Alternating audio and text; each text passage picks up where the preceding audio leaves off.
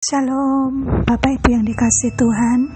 Puji Tuhan, kesempatan hari ini kita akan bersama-sama datang ke hadirat Tuhan. Kita siapkan hati kita untuk kita berdoa, memuji dan meninggikan nama Tuhan. Bapa yang baik, kami sungguh bersyukur kepadamu buat kesempatan hari ini. Kami boleh datang kepada Tuhan untuk KMK melalui online ini. Kau hadir di tengah-tengah kami, Tuhan pimpin persekutuan kami dari awal hingga selesainya. Urapi di setiap tempat dimanapun kami ada, urapi kami Tuhan, jamah kami Bapa. Kami siap untuk memuji Engkau. Dalam nama Tuhan Yesus, haleluya, amin. Berbiru sayang haus, rindu aliran sungaimu.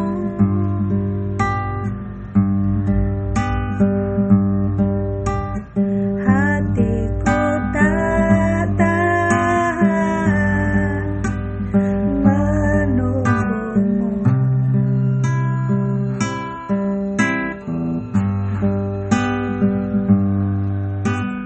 Bagai padang gersang menanti datangnya hujan, begitupun jiwaku Tuhan.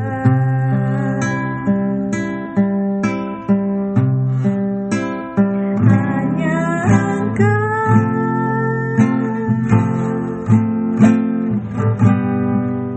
pribadi yang mengenal hatiku, tiada yang tersembunyi bagimu. Seluruh isi hatiku Kau tahu, dan bawaku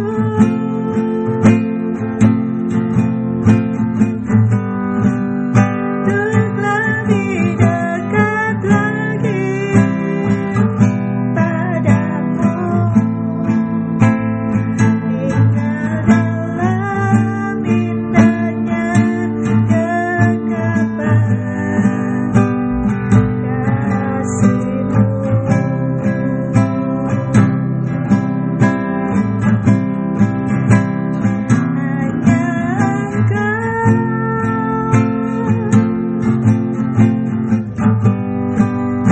Pribadi yang mengenal hatiku,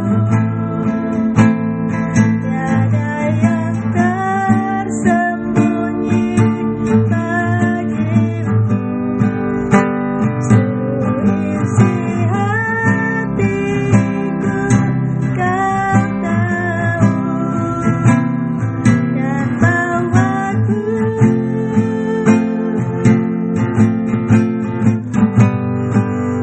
untuk lebih dekat lagi padamu,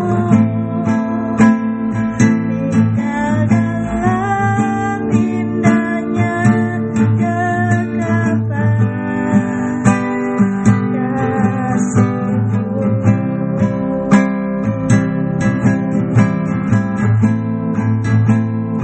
Tinggal dalam indahnya kegelapan kasih-Mu.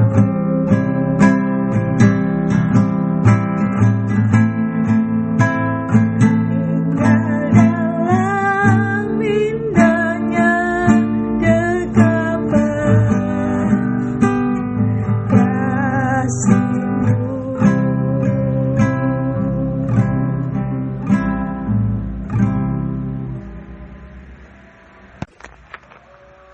Terima kasih ya Bapa. Saat kesempatan hari ini kami membuka hati kami siap untuk mendengar kebenaran-Mu. Berbicaralah Bapa, Kami sambut firman-Mu di dalam nama Tuhan Yesus. Haleluya. Amin.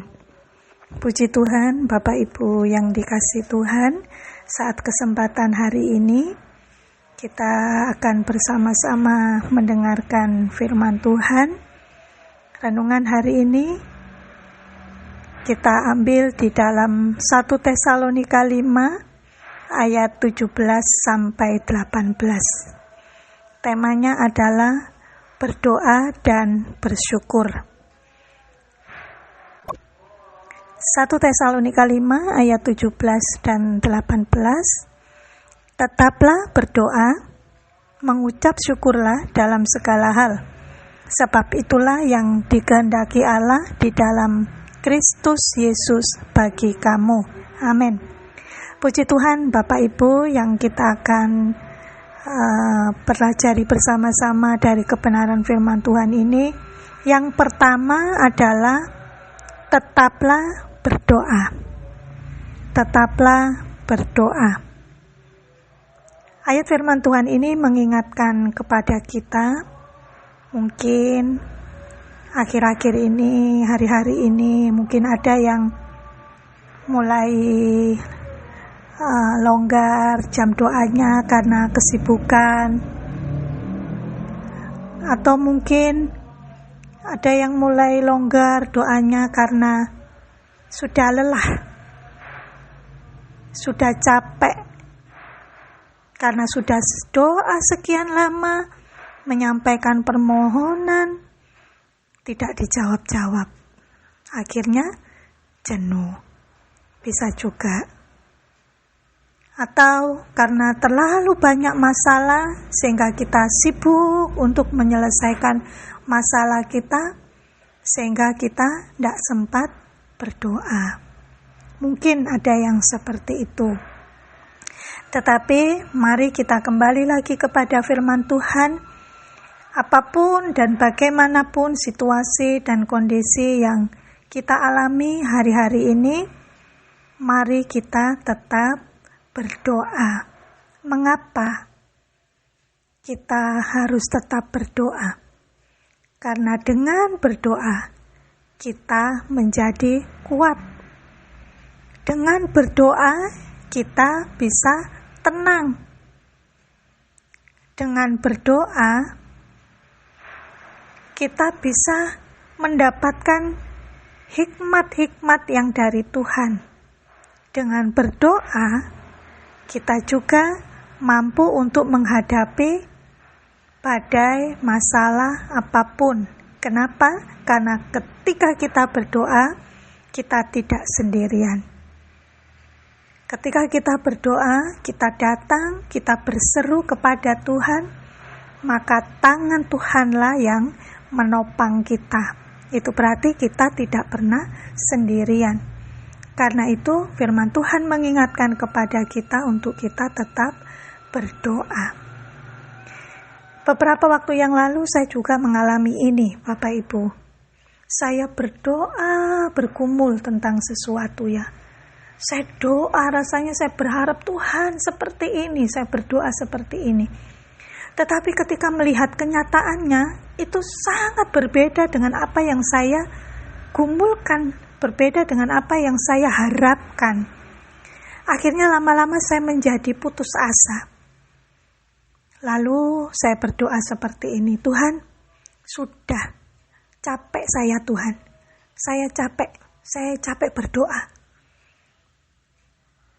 Saya bosan. Lalu saya bilang begini, sudah terserah Tuhan. Saya sudah capek. Betul Bapak Ibu, saya berdoa seperti itu. Beberapa waktu kemudian,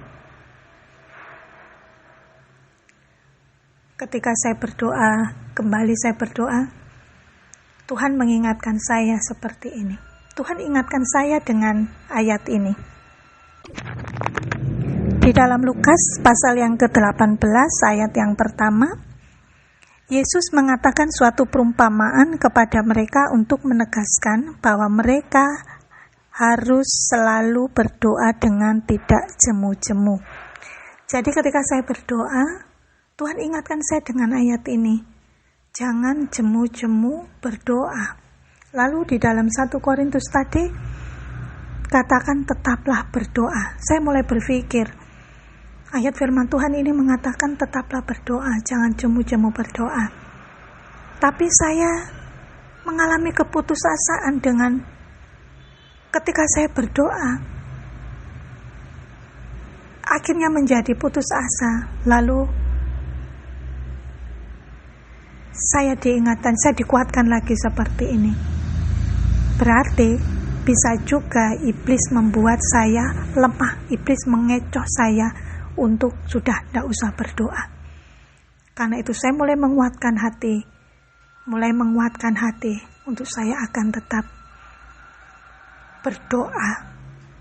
Ya, ketika sebenarnya saya bergumul itu bukan untuk pribadi saya, untuk satu pergumulan yang untuk pekerjaan Tuhan. Lalu ketika Tuhan ingatkan ayat firman Tuhan itu, akhirnya saya kuat kembali. Dan hati saya mulai dikuatkan kembali untuk tidak usah jemu-jemu berdoa, tidak usah lemah, tidak usah putus asa, harus tetap berdoa. Ya, Bapak Ibu, mungkin hari ini kita sedang dalam pergumulan atau kita sedang menggumulkan sesuatu, berdoa sesuatu, mengharapkan sesuatu. Mari ingat ayat ini, tetap berdoa. Kita tetap berdoa. Di dalam Filipi 4 ayat yang ke-6. Ayat ke-6 ya. Janganlah hendaknya kamu khawatir tentang apapun juga, tetapi nyatakanlah dalam segala hal keinginanmu kepada Allah dalam doa dan permohonan dengan ucapan syukur. Memang katakan berdoa itu sesuatu yang kelihatannya gampang. Tetapi ketika kita tidak kunjung juga menerima apa yang kita doakan, itu bisa mempengaruhi iman kita.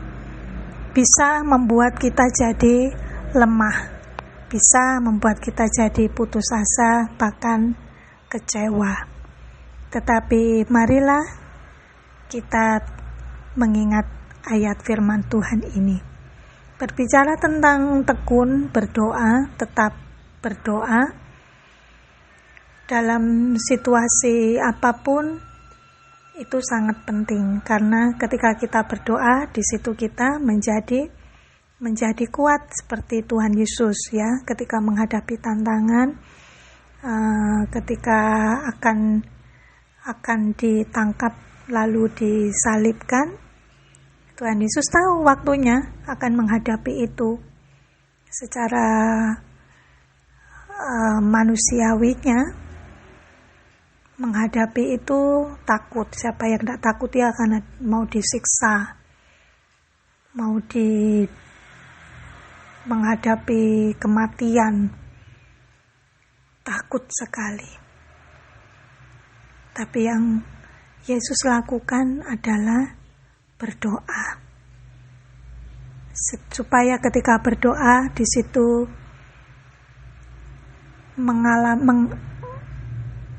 mendapatkan satu kekuatan untuk bisa melakukan kehendak Tuhan, kehendak Bapa. Lalu siapa lagi yang berdoa ya? Daud ketika menghadapi keadaan yang sulit, dia selalu berdoa. Contoh lain lagi Daniel ini doanya bukan kalau menghadapi masalah saja, tidak. Tetapi Daniel ini dia tetap berdoa, itu rutin dia lakukan setiap hari, berdoa 3 kali 1 hari, 3 kali dia berdoa, dia memohon, dia memuji Tuhan. Maka Daniel ini orang yang sukses di dalam pekerjaannya, di dalam pemerintahan. Menjadi orang yang sukses bukan hal yang gampang, ada banyak juga tantangan-tantangannya. Maka ketika Daniel menghadapi tantangan, ketika dia difitnah, dan pada akhirnya akan menghadapi hukuman dimasukkan ke gua singa, Daniel pasti tahu kondisi hukuman gua singa itu pasti singanya bukan singa yang jinak, singanya singa yang buas. Takut ya pasti takut, ya mau digigit singa ya pasti takut. Orang mau divaksin, mau disuntik aja takut, apalagi mau digigit singa, takut sekali. Tetapi ternyata Daniel bisa melewati itu. Kenapa? Daniel tetap tenang dan dia bisa kuat. Karena Daniel dalam hidupnya dia tetap berdoa. Bapak Ibu, mari kita mau sama-sama kuatkan hati kita. Kita mau kuatkan iman kita. Kita mau kuatkan hidup kita. Kita mau menjalani hari-hari kita. Kita mau tetap berdoa, bergumul untuk apapun. Untuk anak-anak, untuk pekerjaan, untuk keluarga, untuk ekonomi, untuk rumah tangga, untuk apapun yang kita sedang gumulkan. Mari kita mau melewatinya, kita menghadapinya dengan tetap berdoa. Kita tidak akan berjalan sendiri dengan berdoa. Tuhan beserta dengan kita. Tuhan turut bekerja untuk mendatangkan kebaikan. Hanya kita sendiri juga yang harus bersabar, menguasai diri dan tetap bersabar untuk kita bisa menanti janji-janji dan jawaban-jawaban Tuhan. Kita juga harus menguasai diri supaya apa yang Tuhan berikan itu bukan kehendak kita, tetapi sesuai dengan kehendak Tuhan. Yang kedua adalah mengucap syukur. Mengucap syukur itu lawan kata dari mengucap syukur itu bersungut-sungut. Apakah kita pernah mengalami bersungut-sungut karena keadaan ini? Karena kondisi kita, karena kondisi ekonomi, karena bersungut-sungut karena lingkungan pekerjaan, bersungut-sungut karena lingkungan sekeliling kita. Pernah tidak kita seperti itu? Mungkin pernah. Tetapi ketika kita bersungut-sungut, apa yang kita alami? Pasti hati yang tidak damai sejahtera. Ketika kita bersungut-sungut, hati kita penuh dengan kejengkelan, kepahitan, kekecewaan, keputusasaan. Bahkan kalau orang bersungut-sungut itu kayak tidak punya pengharapan. Karena orang bersungut-sungut itu kenapa? Karena yang dipandang adalah yang negatif toh. Jangan-jangan nanti begini, jangan-jangan nanti begini, nanti begini, nanti begitu. Akhirnya tidak ada sejahtera, tidak ada ketenangan di dalam hati. Maka dari itu, selain kita berdoa, maka kita juga harus punya ini, mengucap syukur. Apa yang harus kita lakukan agar kita dapat mengucap syukur? Mari kita mau baca di dalam Filipi pasal yang keempat, ayat 8-9.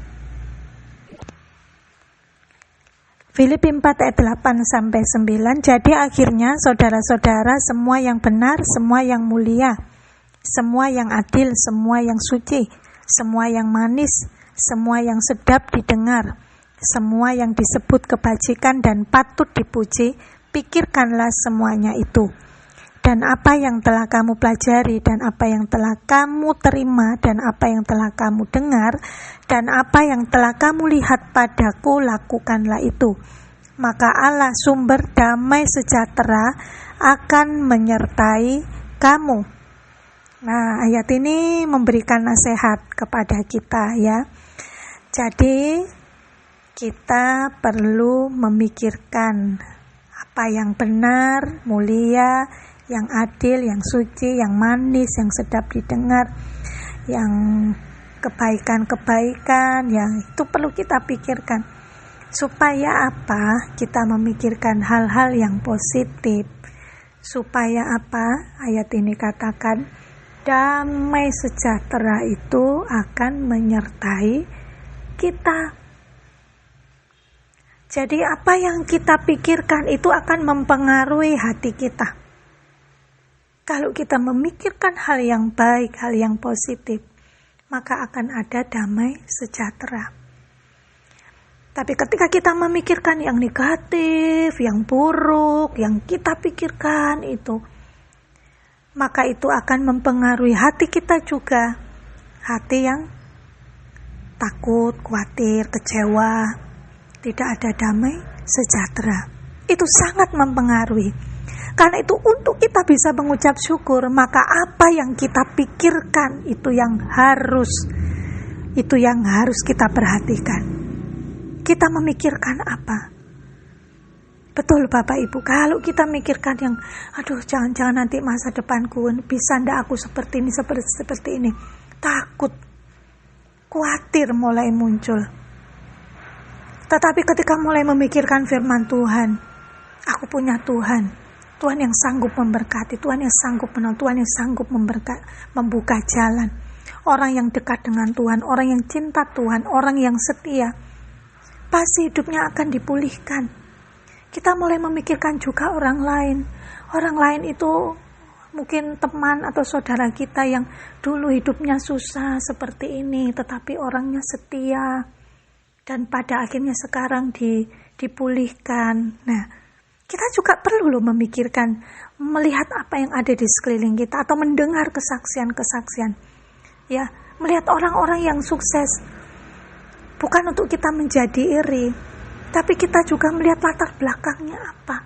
Orang yang bisa hidupnya yang dipulihkan, pasti itu adalah orang yang pernah mengalami hal yang susah, tetapi dia tetap bertekun dan tetap setia.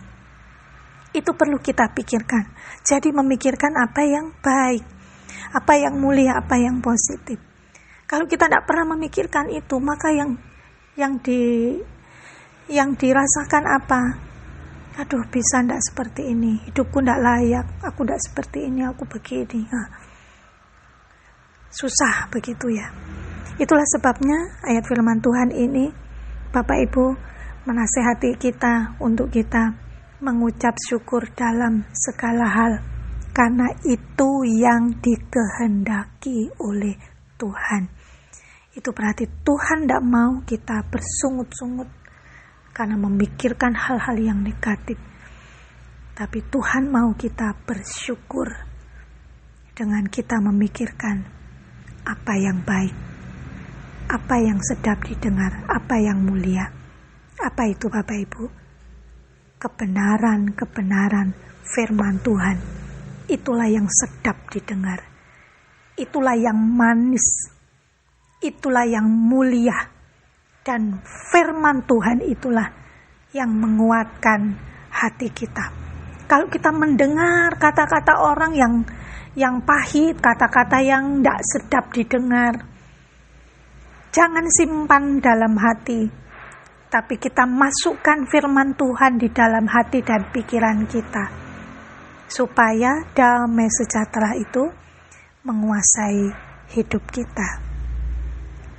Dua hal ini yang kita pelajari bersama-sama. Ayat firman Tuhan yang terakhir di dalam Yohanes pasal yang ke-14 ayat 26 dan 27. Ayat ini memberikan kekuatan buat kita. Tetapi penghibur, yaitu Roh Kudus yang akan diutus oleh Bapa dalam namaku, dialah yang akan mengajarkan segala sesuatu kepadamu dan akan mengingatkan kamu akan semua yang telah kukatakan kepadamu. Damai sejahtera kutinggalkan bagimu, damai sejahteraku kuberikan kepadamu, dan apa yang kuberikan tidak seperti yang diberikan oleh dunia kepadamu. Janganlah gelisah dan gentar hatimu. Bapak Ibu, kenapa ayat ini juga menasehati kepada kita, tetaplah berdoa, mengucap syukur. Kenapa kita perlu itu? Karena satu alasan, kita punya Roh Kudus, dialah penghibur. Dia yang akan mengajari kita segala sesuatu. Dia akan menuntun kita. Bahkan dialah yang memberikan kita damai sejahtera dan sukacita. Kita akan kuat dan kita mampu menghadapi hidup kita hari-hari, langkah-langkah kita. Dalam situasi apapun, kita akan mampu dan Tuhan akan memberikan kita hikmat ketika kita berdoa dan mengucap syukur. Puji Tuhan, biarlah firman Tuhan ini menjadi berkat buat kita. Bapa yang baik, terima kasih buat nasihat firman-Mu. Mampukan kami untuk kami tetap berdoa dan selalu mengucap syukur, karena kami tahu Tuhan, ketika kami tetap berdoa, kami berjalan bersama-sama dengan Engkau. Tuhan Yesus, Engkaulah pengharapan kami, Engkaulah kekuatan kami, Engkaulah penghibur kami. Berkati Bapak Ibu anggota KMK yang mendengar kebenaran firman Tuhan ini, segala usaha, pekerjaan, kesehatan, dan rumah tangga apapun yang dikerjakan, Tuhan tolong dan Tuhan memberkati. Wajah Tuhan menyinari, memberkati, dan memberikan kami damai sejahtera. Kasih sayang mesra Tuhan Yesus kami nikmati. Persekutuan kuasa urapan Roh Kudus menyertai kami sekarang sampai selamanya. Dalam nama Tuhan Yesus kami berdoa dan mengucap syukur. Haleluya. Amin. Puji Tuhan Bapak Ibu, Tuhan memberkati kita semuanya. Shalom.